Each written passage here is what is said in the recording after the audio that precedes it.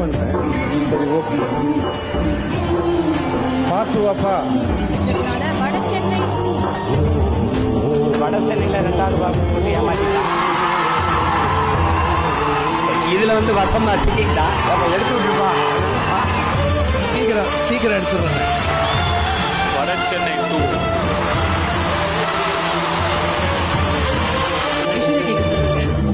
வட சென்னை 2 ஏன் கேட்கல அப்படின்றாங்க சார்.